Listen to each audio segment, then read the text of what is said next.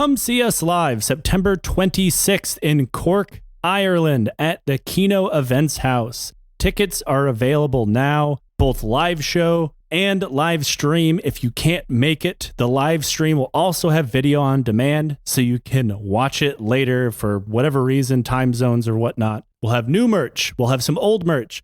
I might even have some books available. So come on down, get your tickets, and we'll see you in Cork. If you like what we do here on the show, consider supporting us on Patreon. Just $5 a month gets you access to our entire bonus episode catalog, as well as every regular episode, one full week early. Access to all of our side series that are currently ongoing, and our back catalog of those as well. Gets you ebooks, audiobooks, first dibs on live show tickets and merchandise when they're available, and also gets you access to our Discord, which has turned into a lovely little community. So go to patreon.com/lions led by donkeys and join the Legion of the Old Crow today.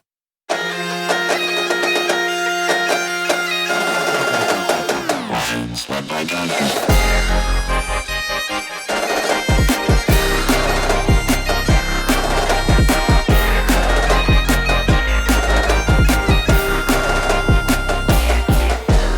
Hello, and welcome to the Lions Led by Donkeys podcast, the only military history podcast in the entire known world. I'm Joe. With me is Tom and Nate. Fellas, how are you doing? I had a fun morning getting roasted by one of my friends in the building because I got a new pair of shorts that are, I didn't realize when I bought them, are fishing shorts, and they're like a khaki beige color. And I walked in and one of my mates just goes, "Here comes the wild thornberries."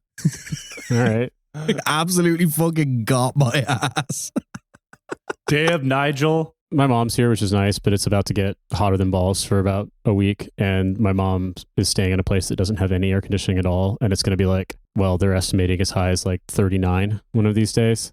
So, you know what? I'm just living life. I'm living life. I live in the fastest warming country and the fastest warming continent on Earth. And my job involves shutting myself up in a room to talk with big screens in front of my face for hours on end. So you know what? I'm going to melt. I'm going to turn into a puddle. I'm going to look like, you know, when they do an anime that someone is sweating and there's like how many beads of sweat and red face and steam lines can you draw on a human being? That's just going to be me in real life. But the good news is we're talking about a country where people wore big ass suits of armor with lacquer and stuff when it was like 100 degrees Fahrenheit and 100% humidity all the time. So if they could suffer through it while wielding those gigantic, like berserk ass huge blades, who am I to complain? All I have to do is podcast. I don't have to follow the way of Bushido. To be honest, Nate, maybe with the combined heat of the screens and the environment and everything, you're just like preparing for the eventual heat death of the planet in the same way as a guy who would like build a catamaran in the prequel to Waterworld.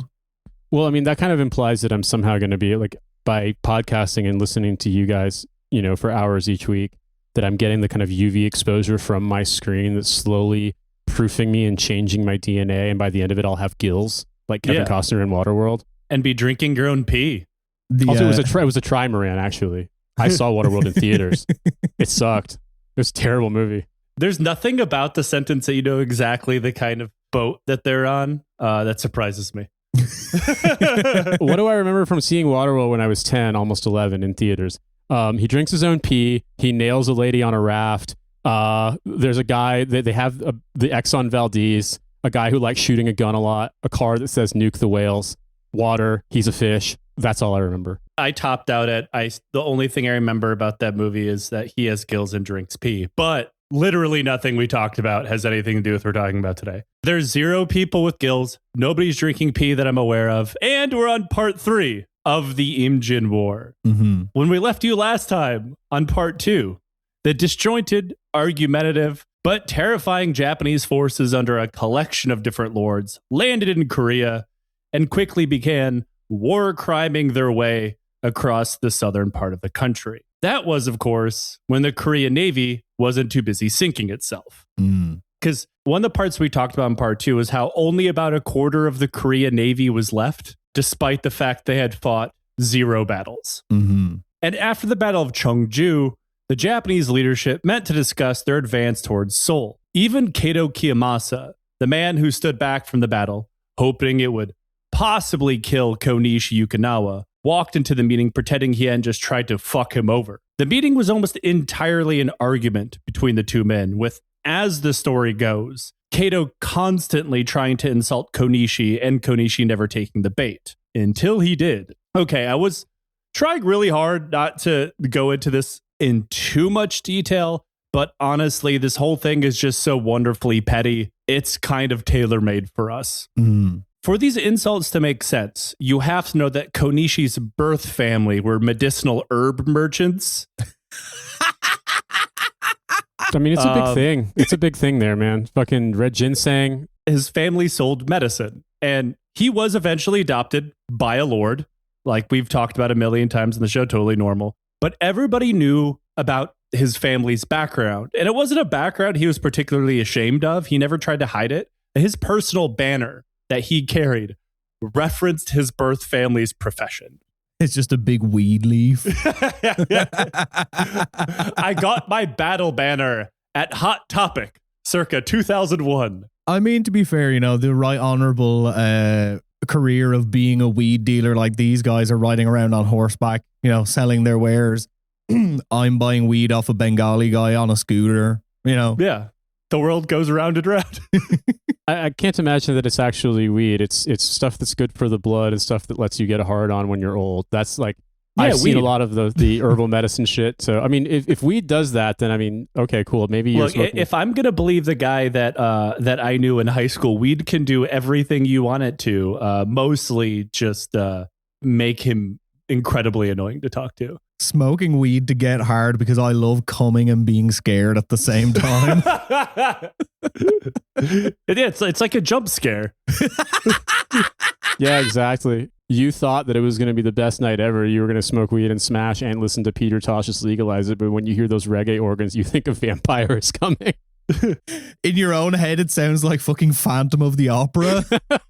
Yeah, I'm sorry. One time I smoked really strong weed in Hawaii, and then we listened to a reggae station on the radio because Hawaiians love reggae, and I just thought I was in a vampire castle. I'm like, I'm really scared right now. This is vampire music. So, horrible shit. During the meeting, Kato pointed out that there's a street in Seoul that was labeled in Chinese on the map as Pharmacy Street, owing to the fact that that was where a lot of medicinal herbs were sold, and said, "Oh, Konishi, you should attack here because you would know your way around it." Then, after it was decided that each of the contingents should take separate routes towards Seoul, Kato asked how they should decide which army took which road. And Konishi, kind of sick of the constant back and forth, suggested a very fair way of deciding by simply polling lots, right? Kato said, "Yeah, of course you would suggest that. That's how common tradesmen settle disputes." At this, Konishi finally lost his shit. They got into a fist fight and nearly pulled his sword on Kato. They had to be physically restrained until they calmed down. Japanese samurai tradition of hold me back, bro. Is it safe to assume that blast lines appeared in the screen when this happened? Yeah, eventually it came down to Konishi throwing up his hands, saying, "Take whatever road you want. I don't give a shit. I just want this meeting to be over." So as was expected, Kato picked the most direct route towards Seoul and marched his army out that night. Now, we talked about how Korean General Sin Ip had gotten absolutely dusted in our last episode, but back in Seoul, nobody had heard about that yet. And if you remember how desperate Ip's mission was and how scratched together his army was, everyone was waiting desperately for news of a victory, since they knew it was the last army between them and the Korean capital. It wasn't until after the Japanese began marching towards the capital that a single Korean survivor from Cheongju, apparently butt naked and covered in blood, made it back into Seoul to deliver the news. Why there's so many messengers who are naked so far, or mostly naked? Like, I know a lot of it has to do with throwing off their armor so they could run fast, but this guy's like, the only thing stopping me from being Usain Bolt is this fucking underwear. My chonies have got to go. I have to run faster. There's a part of me that feels like I don't want to constantly make reference to stuff like video games in this, because obviously it's, you know, that's a stupid semantic connection. But there is something very funny about, like, every time that your enemies get scared or you've defeated them, their clothes disappear and they run away. There's something like deeply comical about that also kind of lends itself to the envisioning like a 8-bit or 16-bit sort of pixel art thing in a video game that suddenly like their faces are red because they're embarrassed and they run away naked every time that you defeat them. And this is basically happening. There is a literal video game where you have to do that. There's a game called Akiba's Trip, which is absolutely dog shit. Mm-hmm. It is the most fan service steaming pile of shit you've ever seen. But you defeat vampires by punching them until their clothes come off. It's awful. It's as bad as it sounds, but I assume this is what happened to this messenger. Fair enough. Now, when he starts delivering the message, the city begins emptying out immediately as people tried to get the hell out of there, which was easy to do because soldiers meant to guard Seoul's gates had simply run away, leaving the gates wide open. So that's what that killer song is about. I got soul, but I got no soldiers. Yeah, those guards had precisely one job: keep the doors closed. I've never failed at any of my jobs more than those guys. Yeah. All I can think of is changing it to the pharmacist's banner and singing the chorus of Mr. Brightside as I'm Mr. Wheat Guy. In the Korean court, everyone insisted that the king must stay in Seoul, other than his prime minister, Yi Sun-hae, who said, look, back in the day when the capital was threatened, the kings left all of the time. Mm-hmm. There's no reason for you to stay here. But he got shouted down by just everyone else in the cabinet. That being said, none of the shouting changed the king's mind. He knew Seoul was doomed. He wasn't some warrior king going to lead his army from the front. And even if he was, he didn't really have an army left. There's only about 7,000 guys in Seoul, badly armed and trained, just like all the other ones we talked about. So he got up and decided he was going to move the seat of the government to Pyongyang, which, if you remember from episode 1, was Korea's historical capital. The king left 2 days later on June 9th. They left so quickly that they left behind virtually all of the government paperwork behind, not to mention the actual food that had been set aside for their march to Pyongyang. Mark that off your bingo card. This is not the first or last time this will happen during this very long series. We've already ticked off hungry, and fans of the show who've been listening for a while are already anticipating they get to tick off diarrhea at some point. Oh, diarrhea is kind of, it's not a main character in this series. I would say it's like the drummer in a band. Most of the time you don't know who he is, but he's always there. Yeah, it's the rhythm section, basically. It's the thing that ties everything together. It's the rhythm section for your intestines. And the King's March is very funny to me, even though I try not to go into it in too much depth because we have a lot more to cover here. The march towards Pyongyang is hampered by constant rain. Obviously, they didn't bring enough food. So government ministers and the king's concubines just start dropping like flies and they're left behind. They get to the Imjin River. Half of the entourage, king included, of course, is loaded into one of those ferries that get pulled across rivers by a rope. And once they cross, they just cut the rope and sink the ferry and abandon the other half on the other side. Whoops. And as soon as the people who remained in Seoul saw the government was leaving, they turned around and began stealing just about anything that wasn't nailed down, and a lot of which that was. Others got really mad that the king was abandoning them and began torching the now unguarded royal palaces around the city. Anger spread to other government departments, and before long, hundreds of buildings were burning. We're going to talk about Seoul being set on fire multiple times throughout the series. Just know this is the first time. The Japanese were marching through the same rainstorm as the king was, which of course is a massive problem for them as they're going to have to now cross the very swollen Han River in order to attack Seoul. Easy though, right? Boats exist for that. The Han is a river that's constantly ferried. But Konishi, knowing that the route that he was taking would take way longer to get to the city of Seoul than the one Kato was taking, had an equalizer hidden up his sleeve. He was also kind of a bastard. I know I've been kind of framing Konishi as the more moderate of all the warlords, which is kind of true, but he's still who he is. He grows up in this political monster that is the Japanese court. He's no better than the people around him. So he sends guys ahead to destroy all the boats at the south side of the Han River so Kato can't cross. All right.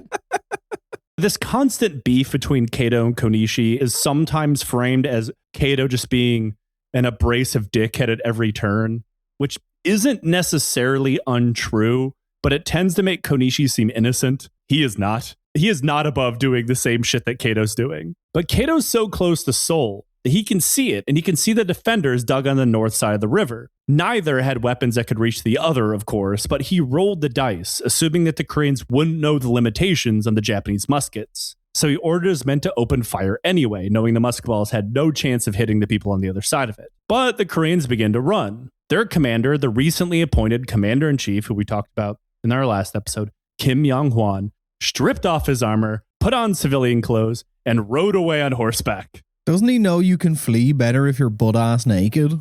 I know, he isn't sharing notes with the other guy who ran away.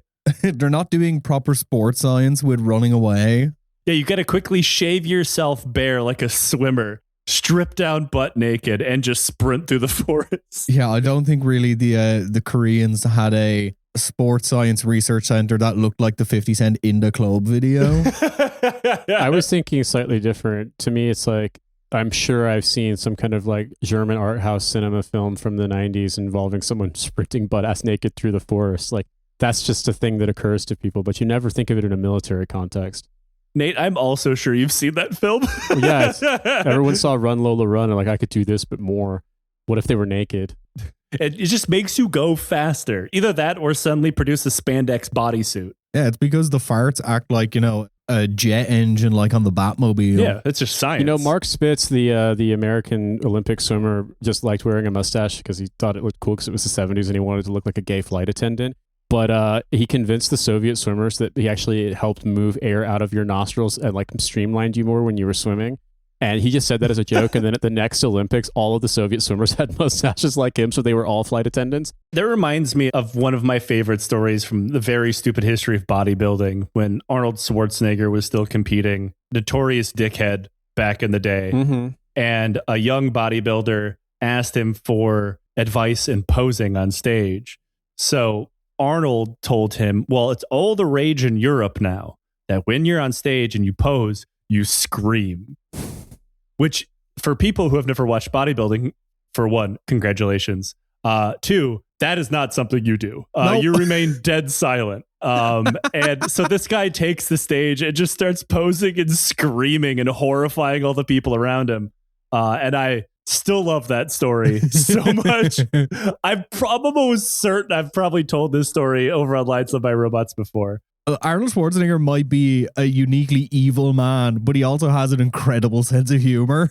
Yeah, Pumping Iron is a great film. I was going to reference Pumping Iron specifically because like even all of the horrible shit about him that we know, everything across his life, when you see him take a hit of a joint and start doing bench press with a shirt that says Arnold is numero uno, you're just like, okay, this guy rules. You're misremembering that part. It's at the end of the film. He has won the Olympia. He is eating a whole birthday cake to himself, smoking a joint, wearing a shirt that says Arnold is numero uno. I have seen that film so many times. I have it memorized. This is my own personal German art house film. Once again, Pumping Iron, incredible movie. If you watch it every 18 months, you will forget the distinct transition when it goes to South Africa. Yeah, it's best you just kind of blank that part out. Otherwise, the film is hard to enjoy. Now, at this, when Kim Yong-hwan starts fleeing, the Japanese, of course, now have to build boats because Konishi had wrecked them all. Meanwhile, I should point out that Konishi has marched all the way down the Han River to a point where it's easier to cross and is already on the other side heading towards Seoul. So Kato and his men are chopping down trees, trying to build rafts. By the time they finish, it takes them 2 days to slowly ferry thousands of men over the Han because these rafts are, they're very small. They only carry a couple guys. The Koreans had all retreated, leaving Seoul wide open. Kato triumphantly marches to the walls of Seoul on June 12th, only to find that Konishi was already there. Seoul had fallen without a fight, and Kato still came in second place again. Nobody is really happy in this situation. It's the first city, it's the capital of Korea that fell to the Japanese.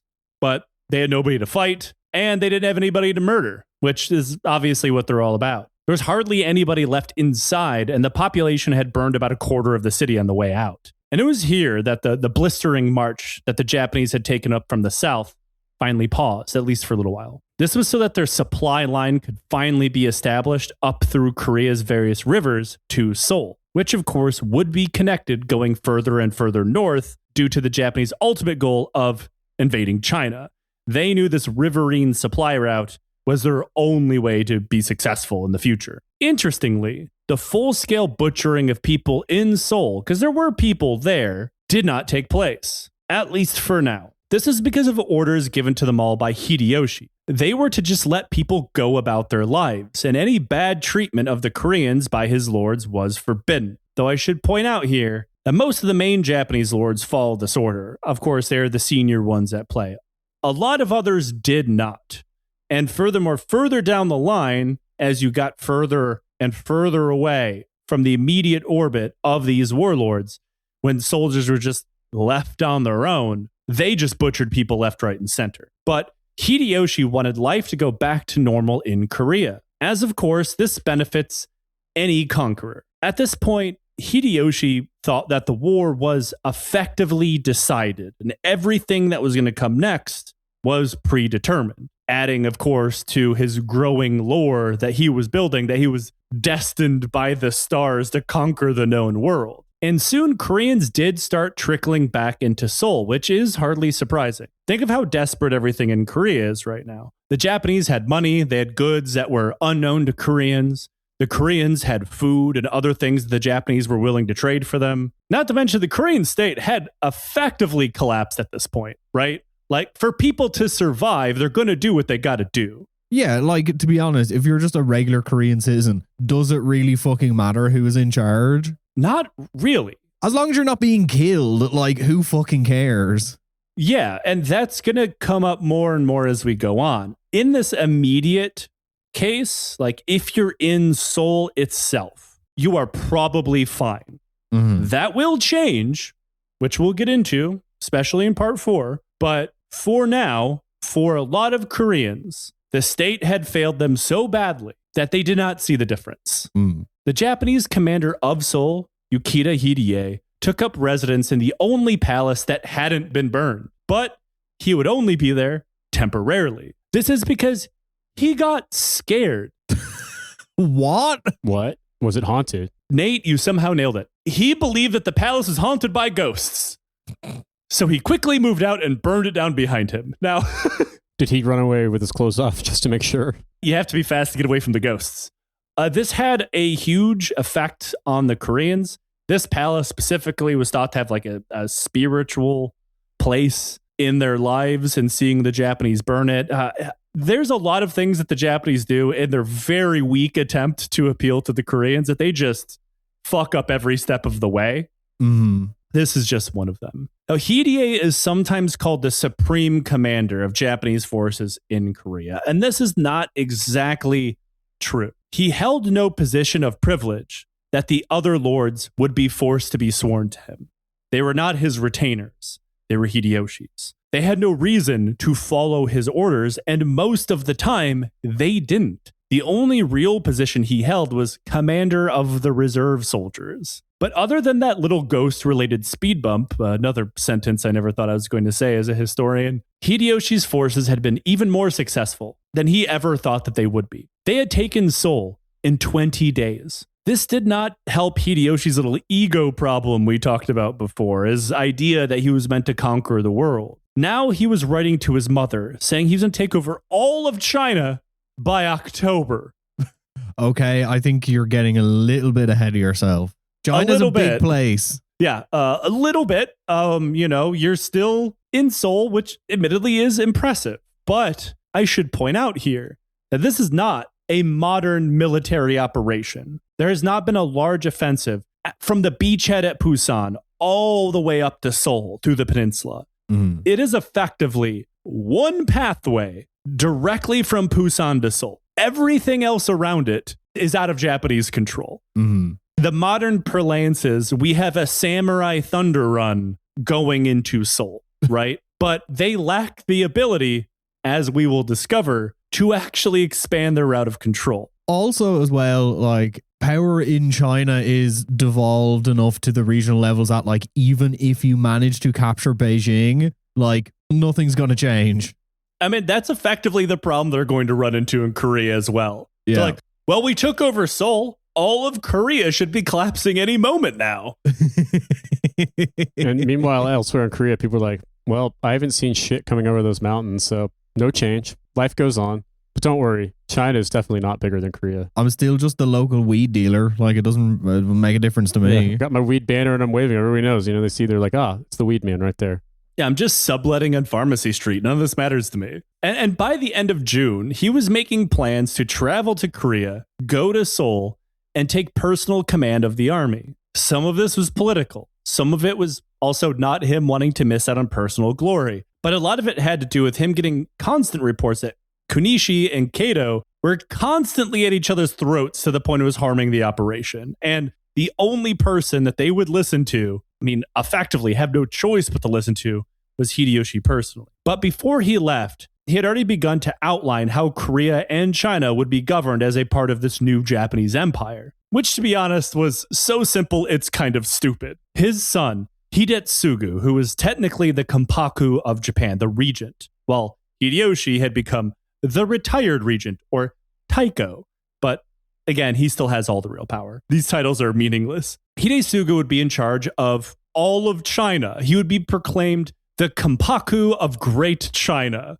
The Japanese emperor would then confusingly be moved to Beijing and take up his throne in the Forbidden City. What happened to the emperor of China is kind of left in the gray zone, so we can assume he's murdered or whatever. In Japan, while Hideyoshi was gone, commanding the troops on the ground, he would simply leave Tokugawa Ieyasu in charge and assume that would go great. And to be fair, the two men are still quite close. That's the only part of his plan that makes any sense at all. A lot of people in his personal orbit, to include members of his immediate family, thought that this was insane. For starters, I should point out that Hideyoshi is in his mid-50s. And that is a little old for the era, but you have to remember, he just spent 30 years on the campaign. He has lived a very hard life. By all accounts, he was also sick. He wasn't eating. He was very skinny. Some people say he was wasting away, is the term they often use. He was losing his eyesight to the point that someone had to read his letters for him and then pen their response. Mm-hmm. The common modern reading on his deteriorating condition was, you probably already guessed, syphilis. This goes on to explain some, let's say, very erratic behavior that he has shown and will continue to show as he gets older. He only has like a couple years to live at this point, but he's also getting very short-tempered. His like cunning that kind of got him to this point is rapidly slipping away to the point he's just kind of designing new castles and wandering through his garden. Like, he's very obviously losing his mind here. Yeah, the real downfall of all kings is sucking and fucking. Yeah, comes for us all eventually. Health aside, though, there was a small problem that if he left Japan, he would leave a massive power vacuum. It had only been 2 years since he unified Japan. Almost nobody outside of Hideyoshi himself believed the complex web of alliances and deals he struck to end the war would hold without him being there. Even Tokugawa Ieyasu was like, you should probably not leave. I don't think I could hold this together without killing a lot of people. And as if to underline this, there was a samurai uprising in the Higo prefecture. Now, it was quickly crushed, but the point was made that things aren't exactly as stable as Hideyoshi wanted to think they were, as much as he thought much of anything at this point. Mm-hmm. While the military leaders he surrounded himself with didn't care to comment on politics or his health, they did point out another problem with his idea of traveling to Korea at this point. It was typhoon season, not a great time to just head out to sea. Yeah, they should have learned about what happened a couple of 100 years ago when the Mongols tried to land on Japan and the wind won them the war. Also, importantly, they had left from Korea. Roops. It's almost like they came up with a term for this, like a kamikaze or something. Yeah, some kind of wind which was divine. I was going to say, yeah. What if the wind had divine powers to solve problems by fucking up boats because it was the time of year when the wind is huge? Oh, well, I'm sure that will... RIP to those guys. I'm different. It'll go great. Hideyoshi is built different. The emperor himself wrote a letter to Hideyoshi begging him to keep his old sick ass at home. Finally, Hideyoshi postponed, but did not cancel his trip to Korea until the coming spring. More on that in part 4. While all of this is going on, the Korean Navy is about to finally stop setting themselves on fire and fight back. We talked about this in our last episode, but like I said, only about a quarter of the entire Navy is left floating after 20 solid days of doing nothing. When Seoul was abandoned, one of the last orders they passed down to the Navy, specifically in the case we're talking about, Yi Sun-sin, was that he had the freedom to do whatever the fuck he wanted. He no longer was bound to his post in Chola-do. He could just do anything. While he wanted to join forces with his Chola's co-commander, Yi Ok-ki, the orders instead asked him to join with the remnants of Wan Kyun's Gyeongsang fleet, which, if you remember, was the fleet that only had 4 ships left because Wan had destroyed the rest after getting scared and seeing fishing boats. This is because Wan had been writing to the government saying Yi Sun-sin had been refusing to give him aid, when in reality, Yi Sun-sin had just been training his sailors and getting them ready for war. This will not be the last time we talk about the beef between these two men. This is a series defined by petty grievances. It's one of my favorite ingredients to the stew that makes a good series. I hate a military chain of command that just does their duty without yelling at one another. It's so boring to me. It's the jockeying for position that makes it interesting. It's the secret sauce. Yep. It's messy individuals who love drama. We simply want to read more about them. As you said, if it was straightforward, it's like, cool, well, that's just boring. That reads like a Boy Scout manual. I want to hear about people with problems and people who are like, this person, I don't know, gave me a side eye 30 years ago and I've never stopped being pissed off about it. And that's why I'm going to build an absurd siege engine to wreck their shit, extirpate their lineage, etc. That's why I like the samurai so much as a faction to do podcasts on, because everybody was led to believe that they're all duty bound to follow orders to the letter, when in reality, they fucking hate doing that, and they almost never do. So Yi Sun-sin leaves for Tangpo to meet him, and Wan shows up a day late with his 4 ships. And this is when Yi Sun-sin discovers for the first time that he only has this many ships. He's supposed to have like 100 ships. Wan informs him that the Japanese had some ships over at Kojedo Island in the port of Okpo, where they had been working to set up their logistics system that would eventually, hypothetically, chain into the logistics system for the Japanese on the mainland. They quickly set sail towards them. When the Koreans found the Japanese ships at anchor, they were almost entirely unmanned because the Japanese sailors and soldiers had simply all gone to shore to loot Okpo, completely ignoring Hideyoshi's orders not to do that. And not to mention, this kind of underlines how little the Japanese were thinking of the Korean Navy. At no point do they ever leave scouts or even lookouts to keep an eye out for any enemy ships. They just assume it won't happen. So as the town burns, they saw the Koreans approaching and tried to run back to their ships, but it's way too late.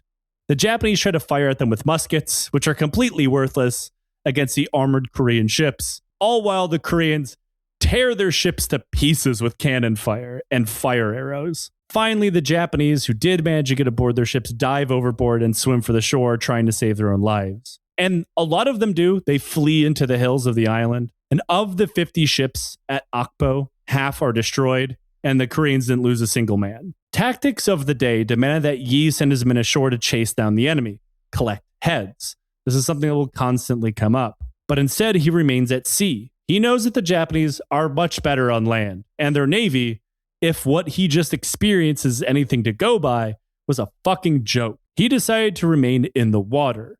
And the next day, he got word of another group of Japanese ships a short way away, and the battle at Okpo repeated itself. The Japanese had gone ashore to loot. The Koreans sailed up and surprised them. The Japanese ships were blown to hell without much of a fight, and the survivors fled inland. From there, Yi and his combined fleet looted the Japanese ships, split up, and returned back to their home ports. During the entire Okpo operation, Korea took only 3 wounded, though 2 of those were thanks to friendly fire when Wan's men accidentally opened fire on one of Yi's ships. Whoops.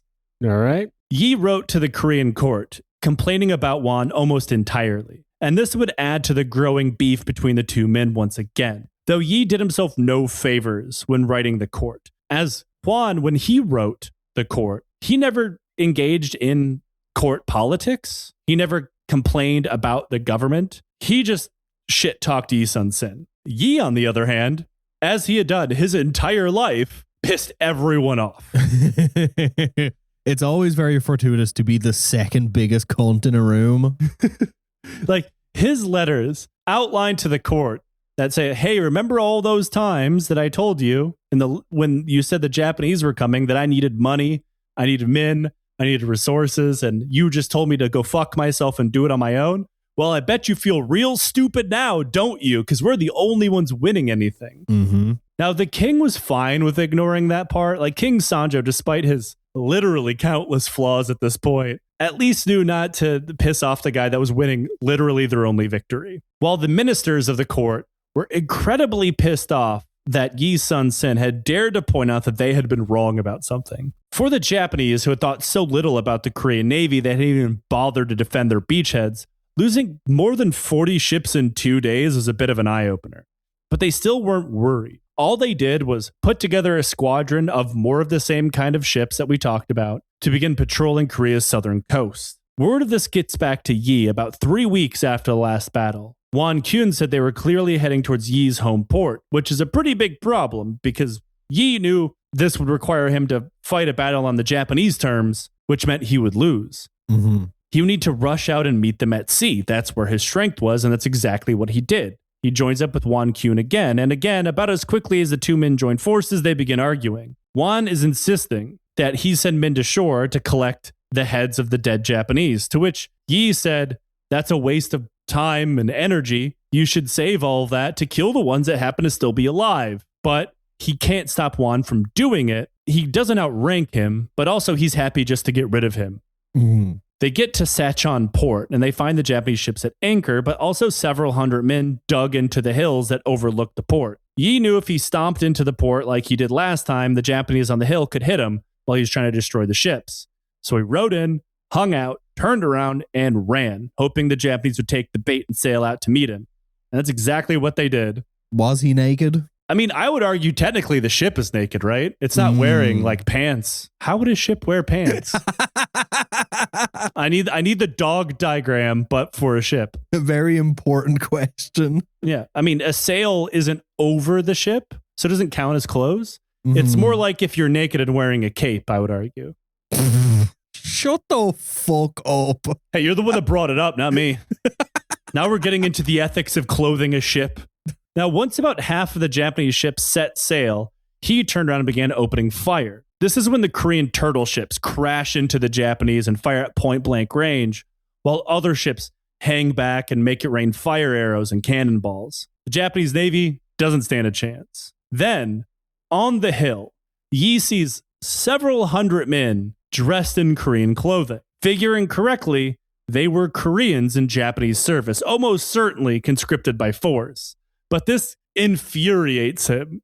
He orders his ships to get in closer and begin bombing the hell out of them for being traitors. Now, this, of course, brings them within musket range of these hilltop positions, resulting them catching several volleys. Yi catches a bullet in the shoulder, but does his best to try to play it off so he doesn't scare his men. He covers the wound, puts his shirt back on over it, and just starts acting like he's not in horrible, agonizing pain. Oh, yeah, I'm fine. Yeah, I'm okay, dude.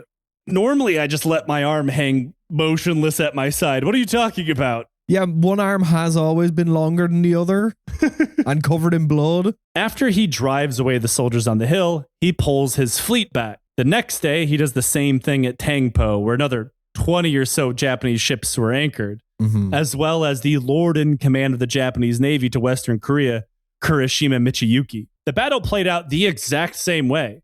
The turtle ships leading the charge against a totally unprepared Japanese Navy that thought that they had nothing to worry about. Kurashima himself was relaxing on the deck of his several-story tall pavilioned flagship under a parasol when the Koreans appeared. Basically, fully having his vacation wrecked. Yeah, he's enjoying the Korean sun, you know? If he was in Jeju, he would just be on the beach. But a turtle ship instead slams into the side of his flagship. Cannonballs and arrows start flying, and Kurashima catches an arrow directly between the eyes and falls overboard. Yeah, nothing beats a Jet 2 holiday until a turtle ship fucks your things up. Just starts laying scunion all over the beach. And you're like, and also you know that you're going to have to fucking get rebooked on, I don't know, EasyJet the next day. It's going to be worse. Yeah, that's why you prefer to get shot in the head. Is that you only have to make one of those flights. you're just like looking over the starboard of the ship and you're like, oh, this is really nice. You know, the Korean sun is nice. I can't wait until we like take over this island, you know, get a nice place by the beach. Makgeolli tastes good as hell. I'm feeling like nice drunk. I'm not feeling mean drunk right now. I'm loving this. And then all of a sudden. And then all you hear is hyper armor Korean turtles, hyper armor Korean turtles blowing up your fucking ship. Yizmin find his corpse floating in the water, pull him aboard the ship, cut his head off, and show it to the other Japanese soldiers and sailors, which terrifies them and causes them to flee further inland rather than try and fight. Once again, the Koreans lose 0 ships before pulling away. He was doing the thing where when you go on holiday for longer than a week and you're like, you know, this is really nice. I'm going to pull up whatever their version of like Rightmove or Zillow is. Yeah, they start looking at local real estate. Look at our local real estate. Next to his head just gets obliterated by an arrow. And the Korean Navy just keeps doing this all across the southern Korean coast until July 18th, when the combined fleet breaks up to head back to their home ports for rest and repair. At that point, they had taken out 78 enemy ships and lost none of their own, for only 11 dead. In Yi's report to the Korean government, he made sure to name all of his officers he believed should be rewarded for their service, which included like money, land, promotions, and he makes sure to not mention Won Kyun whatsoever. Won hears about this, gets mad, writes his own report to the government saying he totally deserves a promotion. Yi Sun-sit is just jealous of his abilities, and the government, sick of both of these guys, simply promote everyone that they brought up to make them both happy. I assume this is how I would have finally got promoted into the higher ranks. It's like, it's like my boss is just an asshole and negged the government into getting me the job, which, to be fair, 21-year-old me would not have been against. It's the only way I would ever make staff sergeant points.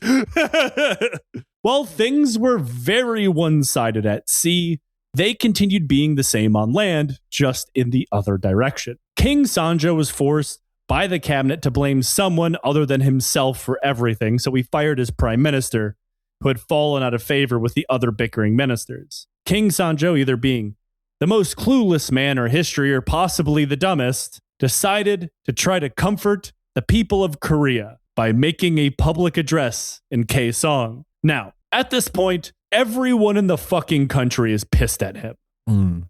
For one reason or another, it could have been for leaving the capital, abandoning them to their fate, but as he leaves and moves towards Pyongyang, thousands of people are fleeing with him because they see the royal convoy of wagons or whatnot heading north, and they realize shit's about to get really bad down here. We should follow that. So the public that he's addressing in Kaesong is mostly made up of people who have been fleeing the Japanese.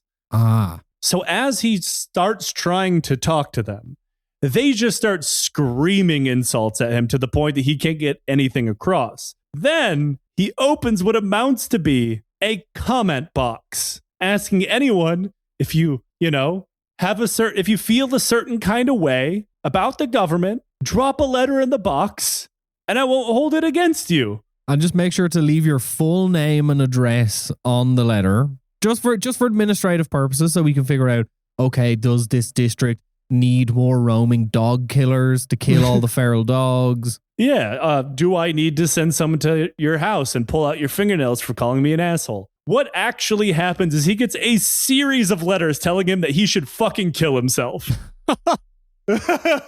Well done. Now you know what the experience is of being a podcaster. Yeah, this is just me being on Twitter in 2016. You just mix up like, I don't know, 2 different Gundam series, and then someone's in my DM saying that I should like jump off of the roof of my house. I call it the experience of being a left-wing person who once was in the military. They didn't realize this, but they went viral on Tumblr 550 years before anyone else. Yeah, he's getting literally a deluge of letters demanding that he kill himself for abandoning Seoul to the Japanese. It's because he had a cancelable ship of One Piece. You know, like his shipping couple like wasn't acceptable within the community, and hence he had to kill himself. Yeah, it's the only way forward. You're basically saying that there is a handshake between, feudal Japan and the wars with China and Korea, and basically fan fiction drama. Mm-hmm. Yeah. I mean, internet drama in general, it always comes down to some dickhead telling you to kill yourself. Which kind of implies that back then, too, people were talking like Sephiroth. I mean, if you read the letters between the Chinese, the Japanese, and the Koreans, everybody is Sephiroth posting. I will be reading some of them in the future. And King Sanjo, distraught and desperate to please the people telling him that he should die, listens to one man who just pushes ahead of a crowd, manages to get into the palace, and says, "You should really reinstate this man named Chong Chol. He was a former minister from the Western government faction who'd been fired and sent into exile for falling on the wrong side of some meaningless argument in government." So King Sanjo does just that. The problem is he already reappointed the prime minister the day before after firing the previous one. So he fires him a second time after holding the job for one whole day and appoints this guy on the advice of some random dude in Kaesong. This not only confuses everyone in government, but makes him seem very stupid to normal people. Because, when you have a monarchy, especially one kind of built in a form of spiritual worship in a pseudo-religious kind of way, and you're suddenly just following the advice of a strange man on the street, it takes you down a peg. Even more confusing is the small fact that King Sanjo had still not requested help from China. And this does sound weird, but the king and his ministers had admittedly some good reasons for doing this. At least until Seoul fell and they were forced to run and leave half of the cabinet on the other side of the river. They were worried that if they asked China for help, they would be giving up what little freedom the Chinese had allowed them to have. Because remember, there was a period of Korean history where even though they had this so-called little brother status, that they were more ruled with an iron fist directly by China. They believed that it could go back to being that way. There was also the problem of if China sends their massive army into Korea, it would be on the Koreans to find a way to feed and supply them, which was something they couldn't even manage for their own army or people at the time. So this would lead to some pretty serious problems. But now, sitting in Pyongyang with Japanese soldiers advancing north from the capital and their own people insisting that the king commit suicide, it became clear to everyone that the Korean court needed help from the Chinese, not just to defend themselves from the Japanese, but also their own people. People were getting pretty fucking mad. Yeah, this is like being in a family where there's three brothers and two of them are closer in age, and you beat the shit out of each other, and it's okay, we actually need to come to some sort of detente. We need to call in the big brother. Yeah, this is just, again, little brother behavior. Yeah. However, still, the letters that the Koreans sent to China were incredibly unclear. This could be chalked up to a bunch of guys really not wanting to admit how badly they were getting their asses kicked. But after 4 different letters, the Koreans finally broke down and said quite plainly, if you don't send us aid, we are definitely going to get conquered. Even still, the speed in which Seoul fell added to China's previous suspicions. If you remember that we touched upon, China already knows that Korea needs help, thanks to the king of Ryukyu, Shone. And the Chinese are suspicious as to why the Koreans haven't asked for help, making them believe that they might be in league with the Japanese. And then Seoul falls in 20 days. This also gets back to the Chinese. And they start thinking that the only way that could have happened is if the Koreans were in on it. Okay. No. So the Chinese were so suspicious about how quickly the Koreans were losing that the first thing they did was actually send 2 agents to Pyongyang to figure out what exactly was going on. And thankfully for the Koreans, I suppose, all suspicions were immediately dropped when the agents make it back into China and they're like, oh, no, they're just getting their fucking teeth kicked in. Yeah, boss, shit's fucked. We might need to help them. Yeah, they're trying to fight. They're not giving up. They're just losing really badly. However, it's not as though the Chinese could exactly leap into action. There was the Ordos rebellion going, tearing through northern China, where this is a very confusing rebellion. It's another example of the unifying theory of fuck that guy that we always talk about. It starts with a group of soldiers get really mad that they're not getting paid, which we talked about just how the Chinese military works. That happens all the time. They rebel. They kill their officers. They start tearing shit apart. And then they meet some local Mongol raiders in the north who are like, yeah, I respect your game. How would you like to go pro and raid together? Mhm. So they do. And this rapidly runs out of control as other people with other grievances join the rebellion. The Chinese military is gutted from generations of corruption, so they're allowed to just run wild across the frontier. I mean, it's almost kind of similar to how the Taiping Rebellion starts off. A lot of people who have nothing in common join forces, and the Chinese military just lacks the ability to stop them to the point it grows out of control. Mm. The Chinese eventually send a large army to the north to try and put this to an end, but that's around the same time they figure out they need to send an army to Korea. Thanks to all the problems in the army that we've already covered,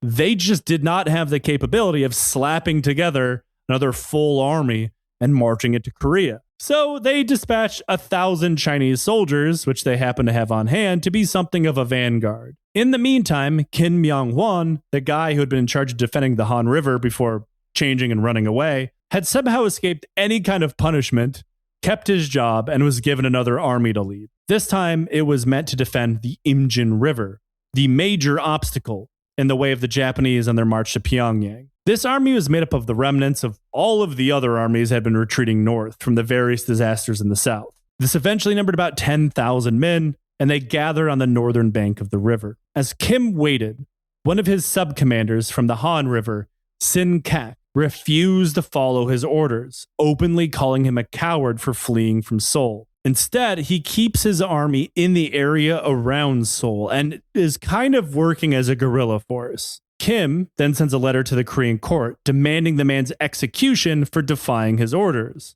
The court agrees that this is a murderable offense, and they dispatch a team to go and kill him. Meanwhile, Sin Kak, using his small band of soldiers, is launching raids against the Japanese, and he's the one that wins the first Korean land victories. They're small, like very minor, largely meaningless engagements, but he kills maybe anywhere from 60 to 100 Japanese soldiers. But that's the kind of morale victory we're talking about here. Word of this gets back to Pyongyang, and the king quickly realizes, oh fuck, I just dispatched an execution squad to kill this guy. So he sends a different messenger out to catch the execution squad so they don't kill Sin Kak. Okay. But there's no heartwarming ending to this. The messengers are late. Sin Kak's already dead. Despite all this, Kim Myung-won managed to anchor in a decent defense on the shores of the Imjin. He had picked a position where there'd only be one small place narrow enough for the Japanese to try to cross, where he would be able to meet them on the shore immediately. And like in all other cases, they would only be able to get across the river in small boats. So this idea of him being able to kind of snuff out these small groups of Japanese soldiers as they made it across would be an advantage over the fact that they still are vastly inferior when it comes to weapons. They were outnumbered and outgunned, but in this manner, they could level the playing field. He was also reinforced with 3,000 actually experienced soldiers from the northern border under the command of Han Ung-in. Though this does throw a pretty big wrench into anything resembling a functioning chain of command for the Koreans. Han had been sent to make sure Kim did not run a second time, but Han had been given orders from the king to not accept orders from Kim, who I should remind you was also appointed by the king to be the commander-in-chief of the Korean military. Everyone is also still pissed about the whole I accidentally ordered the execution of Sin Kak situation. And this all happened without the king firing Kim. So that meant that the Korean army had a commander in Kim that could not give orders to his vice commander, Han. And everybody knew it, meaning that the various sub-commanders within the army just began following orders from the person that they just personally liked more, or didn't hate due to the fact that, you know, everybody knew about Kim running away. So Konishi, Kato, and Yoshitoshi saw this army pretty clearly when they rocked up. They knew crossing the river and facing them head on would be incredibly stupid. So they decided to try something else. They would wait, fire their muskets across the river once again, and hope the Koreans would lose their nerve and run away. I mean, it had already happened once, but after 10 days, that had not worked. The Japanese decided they needed to try something else, and they would fake a retreat. They pulled back into the nearby forest, trying to convince the Koreans that they decided they didn't want none of that smoke and called it a day. And this was greeted with cheers of victory from the Korean side. This would have been their first serious victory on land during the war. So like in several episodes we've talked about before, one of the lower Korean commanders, Sun Kil, immediately ordered his men to cross the river and attack the retreating Japanese. Sun Kil was not young or inexperienced, which is normally the case when these things happen. So he had some level of gravity to his orders, but a lot of his peers said to wait for orders from Han or Kim, one of the two, before they went marching out. So Sun instead goes over to Han and says, this is what we should do. And Han agrees. They should launch a counterattack immediately. And Kim points out, this could be a trap. They've never retreated before. And also, we haven't done anything to them that would have forced them to retreat. So maybe let's just hang out over here. But again, this is coming from a guy who had just fled Seoul. So people are like, oh, fuck you, you're just a coward. And they immediately disregard him. Though a lot of Kim's soldiers do follow his orders. So you get about a quarter of the army following Han into rafts to cross the river to chase after the Japanese. And the other 3/4 just kind of watching. The Japanese had only pulled back into the woods, overlooking their side of the river, and they waited for Han's detachment to ferry themselves all the way across, everyone off the boats, before they opened fire. Within minutes, what they thought was about to be a crushing victory collapses into a total panic, and they're massacred by volley after volley of musket fire. Sun Kil dies on the shore with his men. Han manages to survive, and the Koreans who had not taken part in the crossing watched in horror as thousands were killed in short order. The panic spread to the other side of the river, and when one of the commanders, who, like Kim Yong-won, was a civil administrator and therefore had the same kind of robes that they wore, turned and ran, everyone thought it was Kim running again. So they rushed to keep up. Kim himself does not run or order a retreat. He's just standing there in utter confusion as his army simply melts around him. And before long, he has no army to command, so he's forced to keep up with them. He's just like, what the fuck, guys? I'm still here.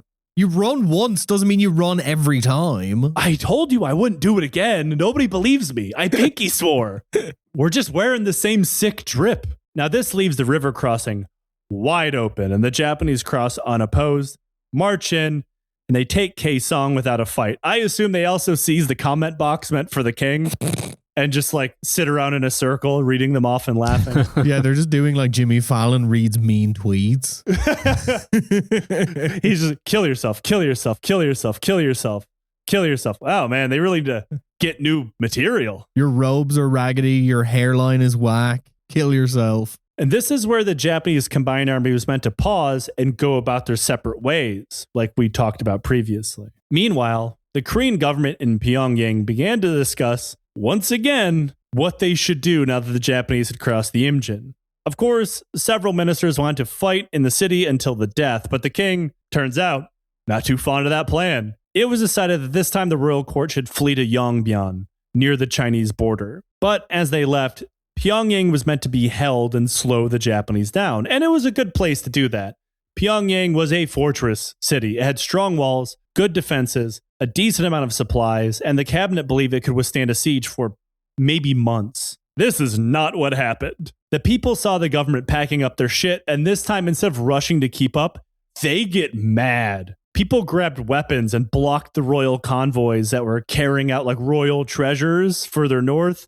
And another mob invaded the king's palace, getting as far as the inner courtyard, demanding that he stay in the city with them. The prime minister, who had just taken up the job thanks to some rando's advice, was forced to walk down the stairs and just kind of shame everyone for how they were acting in front of the king. Like, this is impolite. You should moderate the way you tell the king to kill himself. Hitting the shame bell, going, shame, shame. Your posts are weak. Shame, shame. And this does work. The other option was send in the royal guard and start killing people. Mm-hmm. And I think everybody probably knew that. So people turn around and go home. But it was kind of clear to the king and everyone else that nobody was going to try to defend the city. So much like Seoul, The city empties out as the king runs. A garrison was held back with Kim Yong-won in command once again, with eventually 11,000 men. Kim was joined in command by 2 other government administrators, Yun Tu-soo and Yi Ok-ik. And together they came to the conclusion that, you know what? This fucking city is impossible to hold. We only got 11,000 people. There's nobody inside the city, like no civilians. So there's a good chance that the soldiers aren't going to want to stand and fight because there's really nothing to defend. You know, if you're not protecting a civilian population, holding a city is just defending some bricks. So they decided we'll go on the offensive this time. The first offensive, really. Pyongyang sits on the Taedong River, and thus the Japanese were camped on the other side. And it was clear to the Koreans that the Japanese did not see them as a threat because they had barely posted any guards at night and seemed completely relaxed in their camps. So they load up on boats, cross the river under the cover of darkness, and then hit the Japanese completely by surprise while it was still dark. The plan was great on paper, and it was when it was put into action that the inexperience of just about everyone involved ruined it. Kim kind of underestimated how long it would take to move several thousand people across the Taedong River, and by the time their attack started,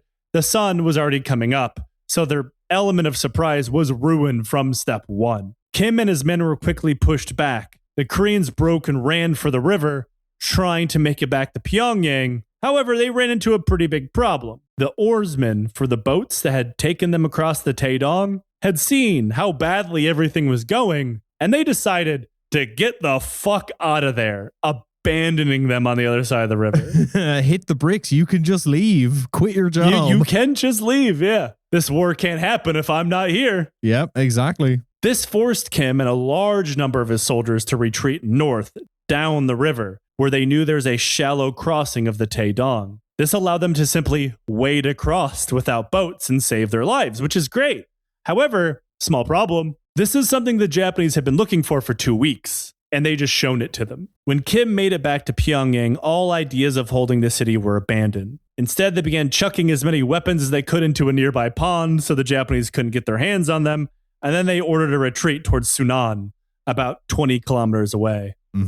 Meanwhile, Yun Tu-soo reported to King Sanjo as the senior government administrator, which, because of how civilian heavy the Korean military was, as we've talked about, he technically outranked Won in that capacity, even though Won was given the commander-in-chief role in the military. It's stupid. And he presents himself to the king saying, Pyongyang was abandoned, and it's all my fault. As the senior man, I accept and welcome any punishment you deem necessary for me. And in what must have been one of the most motivational speeches in military history, the king simply said, quote, "The country is already ruined. Any talk of punishment is useless." All right.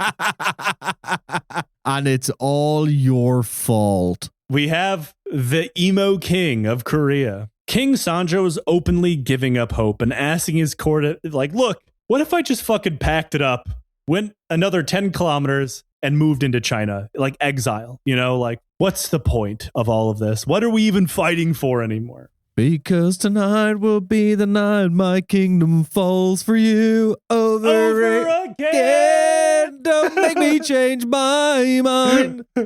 Don't make me defend these walls. I hate both of you so much. I won't live to see another Japanese invasion. I swear it's true. Now, the idea of exile may have seemed good on paper, I guess, like Won's battle plan, but it brought up legal questions in the Korean court. Like, well, if you leave the country, that might count as abdication, and one of your sons could become king. And King Sanjo's response to that was, I think that hardly fucking matters at this point. I think the fuck not. King of what? I mean, it's quite literally the fucking Aquaman joke about selling houses that H-Bomber guy made. Like, Who are you going to sell the houses King to? of what? Underwater? Yeah. King of what now? What kingdom? The kingdom of dreams? The kingdom of the mind? There was another question as well. Like, will the Chinese even welcome him as an exile? Like, king or not? This time it was the Japanese who were suspicious, though. Seeing that they were just walking into yet another city unopposed when Pyongyang was supposed to be easily the most defendable city in Korea. So they inch forward carefully, looking for the trap. And they saw, oh, nope, I guess we won again. City's ours. And losing Pyongyang was a real gut punch for the Koreans in more than one way. Obviously, it's an important city. It's the historical capital. It's a defendable fortress. It's incredibly demoralizing. It's forcing the king to run a second time. But really, the biggest problem is it housed the entire Korean rice reserve, which they failed to take with them. Korea, famously a country that has a high rate of rice consumption in their diet, much like China and Japan. Well, most importantly, most of the agricultural land in Korea is in the south. Correct. The arable land, famously so, that will never lead to problems.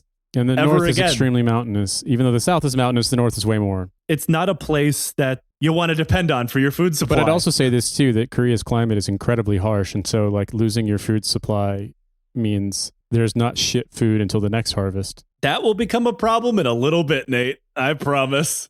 Because think of it this way. They invaded in the spring. They're eating those spring's crops. But now there's war. Nobody's planting during a war. Everybody's too busy, running for their lives, which means nobody's around to plant for the next season. This will not become important as we go on, I promise. This left the Korean government panicking. They had Chinese troops on the way. They knew they were going to have to feed, but they had just lost their biggest supply of food. They had taken some with them, but certainly not enough. Elsewhere, civilians were looting regional food stockpiles. So the Koreans were forced to deploy soldiers to quite literally loot it back from the people in order to have any hope of having a reserve when the Chinese arrive. This is literally the thing in the army, but there's only one thief in the army and everyone else is trying to get their shit back. But yes, for your food supply. Yeah, except now the army is just the whole country. There's only one thief in Korea. Everybody else is just trying to get their fucking food. And it was then, as the Koreans ran around stealing rice back from the people, and King Sanjo was writing sad poetry about his future, that 1,000 Chinese soldiers finally arrived in the town of Weiji on the border. Like we had pointed out in other series in the past, when an army advances, they have to leave soldiers behind for various reasons. This could be to man garrisons, hold strategic points, secure supplies, leading all the way back to wherever they started. I'm going to guess that they didn't do that and they made the fatal mistake of don't leave enough guys behind. Well, yes and no. So kind of like I pointed out, they just have that straight line going from Busan to Seoul. That is plenty staffed. Nowhere else, really. They haven't really branched out much. That's coming in the future, but not as many as you'd hope. Yeah, the Japanese using the Joe Kasabian style of navigation. That's right. What if you just go in a straight line? Yeah. Famously, a really easy place to do that is the Korean Peninsula, where there's no terrain, no mountains, no concerns, nothing whatsoever. I was Konishi's closest navigational advisor. Well, yeah, it's called Dead Reckoning, but there's also the added navigational technique of total self-hatred. Just Wile E. Coyoteing, fucking walking into painted-on caves and making a cave somehow by sheer force of will. Dead Reckoning. Oh, you reckon you're going to end up dead? Maybe. That's the goal. I find the two complement each other well. So more and more people are forced to be left behind to cover this terrible supply line. And that supply line requires people, and only people, to hump the supplies that are required over the mountains and shitty roads. Because remember, the Japanese really didn't bring many horses. This bleeds off Mormon. They've created the human pack mule. Looking into the future for what was certain to be the entrance of the Ming on the battlefield, every Japanese warlord knew this system was completely and totally untenable. They needed to solidify their seaborne supply line through the Yellow Sea and up Korea's various rivers. This is something that has absolutely not happened, and while Yi Sun-sin had been scoring victories, those were small in the grand scheme of things. But they were big enough to force Hideyoshi to order Wakazawa Yasuharu, the lord of Awaji Island, to form a combined fleet with two other lords with the express purpose of destroying the Korean Navy. Weirdly, this is the first time the Japanese would target the Korean Navy specifically. I mean, to be fair, the Korean Navy was doing a good job of targeting the Korean Navy up until this point. Yeah. They're arguably undefeated only to themselves. Number one champion of punching yourself in the dick. You can't beat me, I'll beat me. Push red button in case of naval combat. It's like, why did we build naval combat vessels? It's like, I don't know. We're not supposed to do that. I have an idea. I'm opening my Korean guide to naval warfare circa the 1500s. It just says light my own ship on fire. No, the burn the boats thing was supposed to be like a exhortation to be brave, not just burn your boats every single time. They misremembered the myth. They heard about the burn the boats thing, and they only came up with Joe Rogan's stand-up special that really, really sucks. Fuck off. It's the one where he's sweating from his nipples the whole time. I feel like you just opening the portal to envision Chosun Dynasty Joe Rogan is, I don't know, I feel like... Chosun Rogan. Chosun Rogan. Ah! I fucking hate us for this. Josen Rogan's you can't say anything anymore. Yeah, but he would have an honorific because he's a teacher, so he would be Rogan Sunsengnin. You know, he was like he's basically he's a leader in masculine thought. Oh, number one leader in masculine Confucian thought. Confucius actually said it was really good for your mental health to roll around on the floor with guys. yeah, it's true. And take HGH like a lot. HGH, you're buying it from the pharmacy. It's high grade weed. I feel like if you were famous in the Chosun Dynasty, if you came up in the world because you were putting people in boxes full of bugs on Chosun Dynasty Fear Factor, it would be a whole different vibe across the board. The Japanese had considered the Korean Navy such an afterthought that every lord tasked with naval operations had just left their ships and gone ashore and was advancing with the army. So like Wakizaka was in Seoul when he got his orders to rush back to Busan and assemble his fleet. And of course, as I'm sure you already assumed, he did not wait for the other two lords to get back so they could actually combine their naval fleet like Hideyoshi had told them to. Yeah, he was waiting on Young Lord and Lord Infamous. They're about to drop the worst mixtape you've ever heard. Word got back to Yi Sun-sin the first week of August that the Japanese fleet was moving west from Busan. So Yi Ok-ki and Yi Sun-sin quickly combined their forces and sail out to meet them. The combined fleet also had a new battle tactic up their sleeve. Historically, and so far, their fleet had been fighting in a simple line formation. Makes sense, they got fire superiority, but it had obvious downsides. For example, a lot of the enemy had been getting away, running inland, because they have an opening, right? They're not surrounded. Enter the crane wing naval formation. This was a naval tactic we've talked about before, just out of the context of Korea. Sail the ships in a half moon, surround the enemy, lighter ships on the flanks. So once they're in the middle of this half moon shape, the lighter ships can simply go around and close it off. Thank God there was no Armenians that showed up in the Japanese Navy because they're like, oh my God, the crescent moon, no! It finds us anywhere we go. We can't get away from it. The moon Turk controls the moon ocean. The moon Turk controls the Turk ocean. This is how the world works. Well, I mean, that's what they call the big flat expanses on the moon. They call them lunar mares, like lunar seas, which implies that the moon Turk has a moon navy. They're doing moon Lepanto. Kind of. I mean, this is the formation that they deployed at Lepanto. The Koreans quickly found Wakizaka's fleet of about 70 ships, and this isn't a great place for naval combat. The port is very shallow, it's full of rocks, and of course, it's close to shore. All things Yi Sun-sin did not want to deal with. So he held back at Hansan Island, where there was nothing but open water, and dotted around them were small, tiny little deserted islands. He didn't want to win another battle, just allow the Japanese to get away inland. And it's pretty clear at this point that Sun-sin understood the Japanese battle tactics at this point. They would charge him most of the time if he baited them. So that's what he did. Again, he sent a ship in, baited them out of the port, and they chased him to fight in the open ocean. Once again, another lost page of Sun Tzu, The Art of War is rage bait your enemy. He's just standing on the bow of the ship doing the L on the forehead, doing like the Fortnite dance. The samurai cannot possibly take that. You have to commission like an ukiyo-e woodblock print and be like, this guy's boat is chopped. All your commanders are Shit's busted. Once again, this works and starts the Battle of Hansan Island.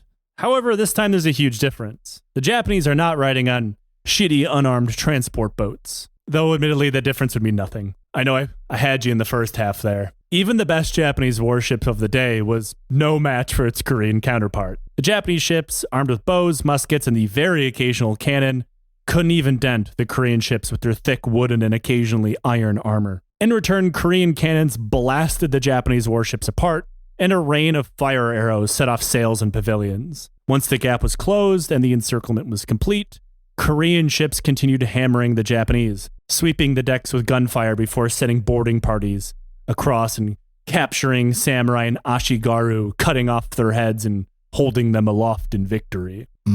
This is such a lopsided battle that it only ended when the sun went down and the Koreans decided to pull back. Of the 70 ships in the Japanese fleet, only 14 managed to survive. Not every man that went into the water died, and a few hundred were able to swim to the nearby islands, only to discover they were death traps. I'm going to guess, please, Alex, for 500, can I have poisonous snakes and scorpions? Surprisingly, no. Oh. These were islands so barren and lifeless, even poison snakes and scorpions didn't want to live there. But there would be zero cover whatsoever. Zero cover, no clean water, no food, no good way to get back to the mainland. They were stranded there, and most would just sit there and starve to death. Unless, of course, they killed themselves, which is always an option. Mm-hmm. It must be interesting when you go through historical maps and you have like Skeleton Island numbers 1 through 150. It's just like, oh yeah, long story, but we have a lot of Skeleton Islands. I wonder how Depression Doe got its name. Weird. Yeah, kill yourself, doe. Have other guy kill you, doe. Doe is a Korean word for island, so yeah. Hungry doe? Weird. Thirsty doe. There was just the one guy who landed on White Monster Doe who was like really happy. I wish there were poisonous snakes, doe. At least you could eat them. Yeah, exactly. Or they just have them kill you. Yeah. Either way, you win. One of these men was Wakizaka, though he didn't die. He laid low until the Korean fleet pulled away, and he survived off of eating seaweed and getting violently ill from drinking seawater until he was eventually picked up. He probably wishes he died, though.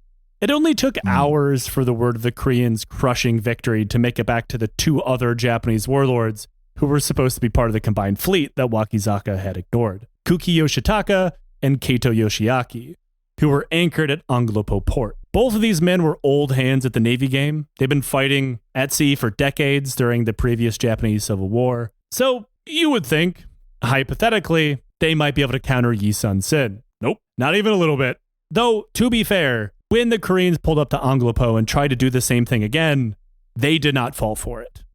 Instead, Kato and Kuki stuck to the port, knowing they were in a strong position, and if the Koreans came in close, they'd be able to be supported from the shore. However, Yi Sun-sin was more than welcome to fight them there too. He simply changed his tactics. Instead of trying to surround them, which he knew of course was not going to work because their backs were to the shore, he just sent in turtle ships to ram the shit out of them and fire at them at point blank range.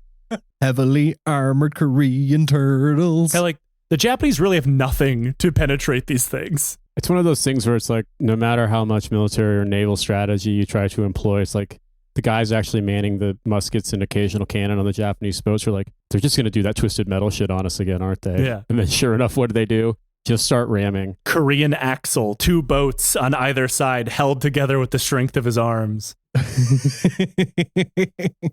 Absolute worst twisted metal character ever is Axel. Fucking dumb as shit. It's literally just a guy holding a wheel on either side of him. Twisted medical is what Julie Bindle thinks will happen if you let your son play with Barbies. Twisted medical sounds like it sounds like a pay-as-you-go cash-only clinic in the Pacific Northwest where everyone is on meth and monsters. Medicinal meth. It was not quick and it was not pretty, but it worked. The Japanese pinned in, couldn't maneuver to get away from the turtle ships. The water was shallow, the harbor small, so there's no way to get around them. And like in a lot of battles before, they just fled inland. But like the Battle of Hansan Island, the Koreans only ended the battle because the sun began to go down and they couldn't kick the shit out of them in the dark. Mm-hmm. By the time Yi Sun-sin pulled back, only 3 of the original 42 Japanese ships survived. Like before, both commanders survived, but the disaster was as clear as day. Despite Japan marching across Korea nearly unopposed, the Korean Navy controlled the sea, and Japan had no answer for it. In 2 days, another 100 Japanese ships were at the bottom of the ocean for the cost of just 19 dead Koreans.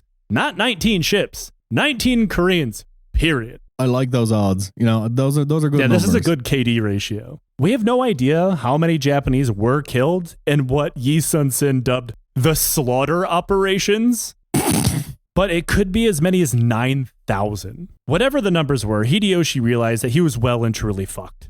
The path he believed that would have been wide open to send in reinforcements and supplies had been slammed shut in his face. Ideas of invading China were one thing, but now he might not even be able to finish off Korea. He only had about 130,000 soldiers in Korea, give or take. That number is quite fluid. And it was being slowly sapped away by everything we talked about. Well, yeah, and if you're losing men at a 500 to 1 ratio in terms of this engagement you've just described, that 130,000 is going to dwindle quite quickly. Yeah, and I mean, they're not losing a lot in land battles. And these are all things that any battlefield commander would plan for. But when you plan for those things, you have a solution for them, which is reinforcement, of course. But without those reinforcements, without those supplies, and suddenly the 100-something thousand men are trapped. They're not campaigning anymore. They're trapped with a Korean resistance that is slowly coming together and a Chinese army that is finally understanding the serious situation Korea found itself in. China ordered a full mobilization of their army in August, which admittedly is going to take a long time. And they sent an army of 5,000 men from the Liaodong just over the border under the command of General Zhao Zhengsun, who declared, remember how we talked about Sephiroth posting before? Mm-hmm. Yeah, he's probably the best one yet. He declares, the Japanese robber army will be a swarm of insects, ants, and wasps. They will soon be scattered to the four winds. They would not be. He would be very wrong about this. But he launches the first large-scale offensive of the war on the side of Korea. By the end of August 1592, he's marching towards Pyongyang with his 6,000 men, which I should remind you, there's at least 20,000 inside of Pyongyang. The weather is terrible, it's lashing down rain, and forces the Chinese soldiers to march in ankle-deep mud as their armor is completely soaked through. But this also benefited them. They knew the Japanese favored gunpowder weapons, and the rain would make those useless. The rain, gloom, and darkness also covered their approach to the city, to the point that when they arrived, the Japanese garrison had no idea that they were there. The Japanese are encountering the Roy Mustang problem. You're just completely useless when it fucking rains. Now, this would be true if you could not counter this with one simple trick. Being indoors, which is exactly what the Japanese did. If you would like to be like the Japanese and be indoors, you can come and see our live show in Cork on the 26th of September. Nailed it. Tickets available in the description. Nailed it. Not wanting to give up such an advantage, Chang Sun ordered his army to storm Pyongyang's 7-star gate. Sick name. This works incredibly well. They burst right through the gate. The Chinese start advancing into Pyongyang almost immediately.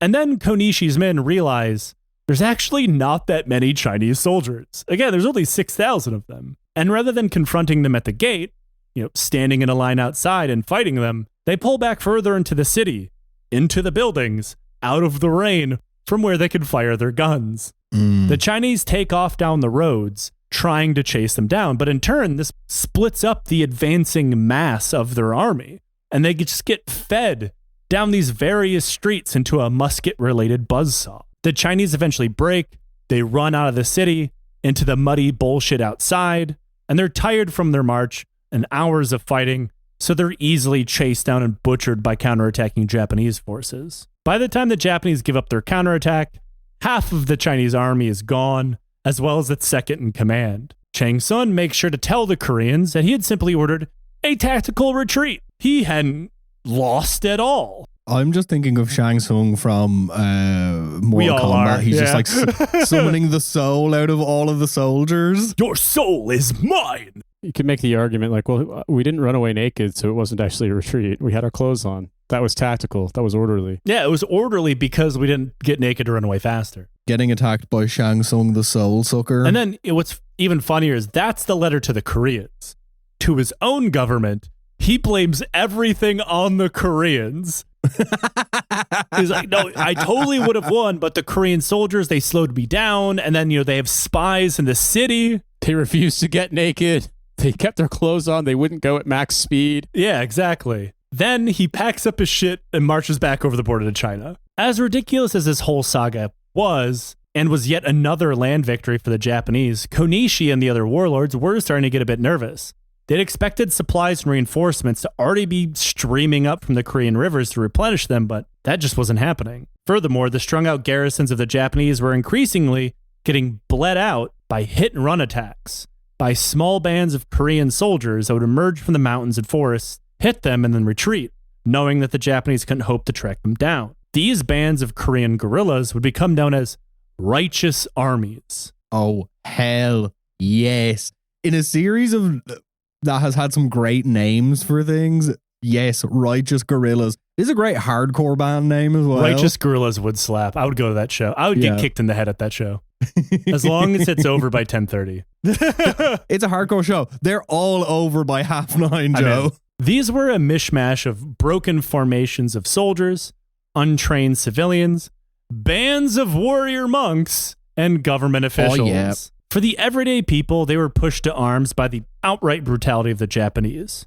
For the middle-class landowners, the loss of their land and income. And to be fair, most of those landlords, landowners of the upper middle class of Korean society would end up leading most of these righteous armies. Now, for the monks, that's just interesting because, as we've touched on, Buddhists had been pretty heavily persecuted by the Korean government up until this point. However, a very respected, very old monk named Hyeojong, who's like close to 80, answered the king's call for all Koreans to resist the Japanese and declared it a Buddhist duty to go and fight the invaders. Fuck yes. I just want this dude to he walks up with the walking stick and he's really feeble and he rips off his shirt and he looks like Yujiro Hanma from Baki.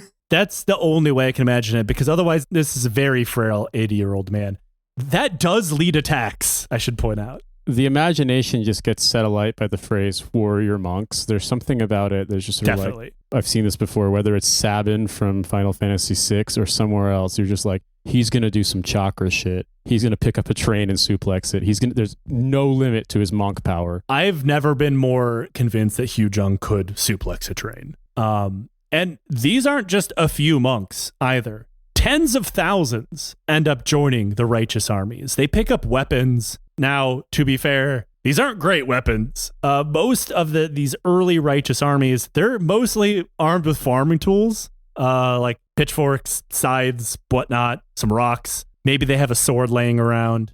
And the monks fall into their own units. They end up being the most regimented of all of the righteous armies because they just fall under the abbots of their monastery, who is now in charge of military operations. Everyone had their own reason to go out and do some local ultra-violence. While the Korean government and civil society collapsed under the weight of the Japanese invasion, the righteous armies kind of just reformed it under the greater unifying theory of fuck that guy with Confucianist characteristics. Because all of the things involved with the Korean government are also involved with the righteous armies. Civil servants are heavily involved. Military officers. You got the Buddhist clergy. It's just like society itself shattered and then reformed as a parallel government. The Confucian version of the unifying theory of fuck that guy is if the wind blows in the same direction between all four of your enemies and converges at the same point, one must all march together. There's like a harmonious cycle, and it's, they've painted mandalas of it, and you realize that every illustration is an oblong object that can be used to strike a Japanese person. That's right. Could be a hoe, could be a stick, cane, a odd piece of rock. Who knows? Every piece has its part. We might get a sword eventually. This form of grassroots, largely leaderless resistance, at least leaderless from a centralized point of view, against the Japanese, was not something the Japanese had ever thought was possible. They thought similar to a war in Japan, when they went into an area and beat the shit out of the Lord, or the Lord surrendered, the people would just generally follow suit. That the Koreans would simply submit when it was clear that they had lost. Instead, the righteous armies began hitting the Japanese in the one place they could not bear to suffer losses. That long, winding supply route from Busan up to Pyongyang. And that is where we'll pick up next time on part 4. Fuck yeah, we got warrior monks in the mix. It's like that scene in The Simpsons with when the Yakuza show up. It's like, no, the little guy hasn't done anything yet. He's going to do something cool. It's just funny because, that's a long clip over some bad terrain. That's your supply line all the way from pretty much the southeastern tip of the country to the pretty decently far northwest, let's be real. And they're going to end up pushing further north. At one point, a faction of the Japanese military straight up invades Manchuria. It does not go well, but you can see how far they're going to continue pushing with all of the problems that they already have. There are MacArthurs everywhere for those with eyes to see. Yeah, yep. Though this one doesn't get fired, unfortunately. But that is part 3 of our ongoing series on the Imjin War. Fellas, how you feeling? 3 weeks in. I'm stretched like the supply lines between Busan and Pyongyang. It's good for your spine. I feel like so much is going on. It's like a next time on Dragon Ball Z. Man, that's exactly how I feel in the research of this. This is a huge conflict. We've certainly covered like bigger stuff, but there is just so many moving pieces because of just like how disjointed both sides of the war effort are that nobody is moving together. Nobody's really communicating other than like roasting each other. There's a ton going on, and we still have a lot to cover. You can see how this becomes the fodder for both historical battle epics and also lots and lots of soap operas. Yeah, I've seen some on Netflix. I haven't watched them because, I'm going to be honest with you, it just really doesn't appeal to me. Like palace romance in the background of the Imjin War just is not my genre of TV. I would have thought that would really been up your street, Joe. I'm not a big fan of romance. I'm not gonna comment. But, fellas, you host other podcasts. Plug those podcasts. Trash Future, podcast about the tech industry and British politics. Kill James Bond, a feminist film podcast that's extremely funny. And I'm in a band called Second Homes that's got a debut album out that's available on streaming everywhere and Bandcamp if you want to actually support us. So that's all out there if you're interested. I have been sitting in this chair for so long. I just looked at my legs, and the length of my shorts has suddenly gotten Rhodesian. But I produce a show called Bloodwork about the economy of violence. Do a show called Beneath Skin about the history of tattoos. You can follow like my other work. Follow me on Instagram at scamgolden, SCAMGOLDIN. I'd like to see that old hack sue me. But yeah, that's about it. This is the only show that I host. Thank you for listening to it. It's also the only show that makes Tom Short shorter. Consider supporting us on Patreon. Thanks to your support, we've become one of, if not the biggest independent history podcast out there. So thank you for that. Just $5 gets you tons of bonus content dating all the way back to 2018. It gets you Discord access, gets you ebooks, audiobooks, every regular episode early. And check us out live September 26th in Cork, Ireland. The tickets will be in the show notes below. Until next time, join the warrior monks and shoot a guy in the forehead with an arrow. Hell yeah.